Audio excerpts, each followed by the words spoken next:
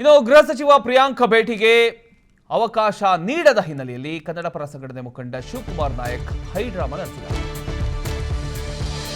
ವಿಧಾನಸೌಧದ ಗೇಟಿಗೆ ನೇಣಿಗೆ ಶರಣಾಗೋದಕ್ಕೆ ಮುಖಂಡ ಮುಂದಾಗಿದ್ದಾರೆ. ಹೋರಾಟದ ವೇಳೆ ಶಿವಕುಮಾರ ಮೇಲೆ ಎಫ್ಐಆರ್ ಕೂಡ ದಾಖಲಾಗಿತ್ತು. ಎಫ್ಐಆರ್ ಕೈ ಬಿಡಬೇಕು ಅಂತ ಶಿವಕುಮಾರ್ ಅವರು ವಿಧಾನಸೌಧಕ್ಕೆ ಮನವಿ ಮಾಡ್ಕೊಳ್ಳೋದಕ್ಕೆ ಅಂತ ಬಂದಿದ್ರು. ವಿಧಾನಸೌಧ ಒಳಗೆ ಪ್ರವೇಶಕ್ಕೆ ಅವಕಾಶ ನೀಡದ ಕಾರಣ ಪೊಲೀಸರು ಅವಕಾಶ ನೀಡಲಿಲ್ಲ. ಅವರಿಗೆ ಪೊಲೀಸರೊಂದಿಗೆ ಶಿವಕುಮಾರ್ ಅವರು ವಾಗ್ವಾದ ಕೇಳಿದರು. ಅನುಮತಿ ಇಲ್ಲದೆ ಒಳಗಡೆ ಬಿಡಲ್ಲ ಅಂತ ಒಂದು ಕಡೆ ಪೊಲೀಸರು ಹೇಳಿದ್ದಾರೆ. ವಿಧಾನಸೌಧ ಪ್ರವೇಶದ ಹೊರಕ್ಕೆ ಶಾಲು ಹಾಕ್ಕೊಂಡು ಬಂದು ಹೈಡ್ರಾಮಾ ನಡೆಸಿದ್ದಾರೆ. ಅದರ ಒಂದು ದೃಶ್ಯವನ್ನು ನೀವು ಗಮನಿಸ್ತಾ ಇದ್ದೀನಿ ನೋಡಿ.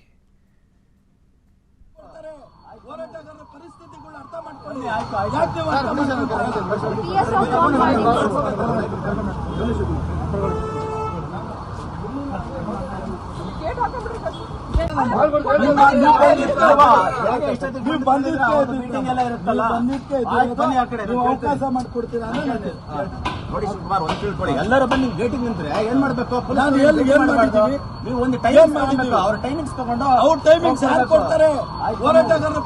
ಇದರ ಬಗ್ಗೆ ಇನ್ನಷ್ಟು ಡೀಟೇಲ್ಸ್ ಕೊಡ್ತಾರೆ ನಮ್ಮ ಪ್ರತಿನಿಧಿ ಹೆಬ್ಬಾಕ ತಿಮ್ಮೇಗೌಡ.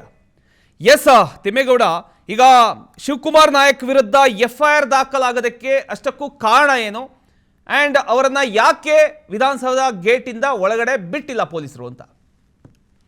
ಯಾಕಂತ ಹೇಳಿದ್ರೆ ಈ ಹಿಂದೆಯೂ ಕೂಡ ವಿಧಾನಸೌಧ ಸೇರಿದಂತೆ ಹಲವಾರು ಕಡೆ ಅವರು ಇದೇ ರೀತಿಯಾದಂತ ಒಂದು ಹೈಡ್ರಾಮಾಗಳನ್ನ ಮಾಡಿದ್ರು ಅಂತ ಹೇಳಲಾಗ್ತದೆ. ಮತ್ತೊಂದು ಕಡೆಯಾಗಿ ಅವರ ವಿರುದ್ಧ ಕೆಲವೊಂದು ದೂರುಗಳು ಮತ್ತೆ ಕೇಸ್ಗಳು ದಾಖಲಾಗಿರ್ತಕ್ಕಂಥ ಹಿನ್ನೆಲೆಯಲ್ಲಿ ಅವರನ್ನ ಒಳಗಡೆ ಬಿಟ್ಟಿಲ್ಲ ಅನ್ನುವಂಥದ್ದು. ಸೊ ಇದರಿಂದ ಆಕ್ರೋಶಗೊಂಡಂತ ಶಿವಕುಮಾರ್ ನಾಯ್ಕ್ ಇವತ್ತು ವಿಧಾನಸೌಧದ ಮುಂಭಾಗ ಒಂದು ಹೈಡ್ರಾಮಾಕ್ಕೆ ಕೂಡ ಸಾಕ್ಷಿಯಾದ್ರು. ಯಾಕಂತ ಹೇಳಿದ್ರೆ ತಮ್ಮ ಮೇಲೆ ಇರ್ತಕ್ಕಂಥ ಎಫ್ಐಆರ್ ಅನ್ನ ಏನು ರದ್ದು ಮಾಡಬೇಕು, ಇದನ್ನ ಈ ಸಂಬಂಧವಾಗಿ ಗೃಹ ಸಚಿವ ಪ್ರಿಯಾಂಕ್ ಖರ್ಗೆ ನಾನು ಮನವಿಯನ್ನ ಕೊಡೋದಕ್ಕೆ ಬಂದಿದ್ದೀನಿ, ಒಳಗಡೆ ಬಿಡಿ ಎನ್ನುವಂತ ರೀತಿಯಲ್ಲಿ ಮನವಿಯನ್ನ ಮಾಡ್ಕೊಂಡ್ರು. ಆದ್ರೆ ಅವ್ರ ಅನುಮತಿ ಇಲ್ಲದೆ ಒಳಗಡೆ ಬಿಡೋದಕ್ಕೆ ಆಗೋದಿಲ್ಲ ಅನ್ನುವಂತ ಒಂದು ಮಾತನ್ನ ಶಿವಕುಮಾರ್ ನಾಯ್ಕ್ ಅವ್ರಿಗೆ ವಿಧಾನಸೌಧ ಭದ್ರತಾ ಪೊಲೀಸರು ಹೇಳಿರುವಂತದ್ದು.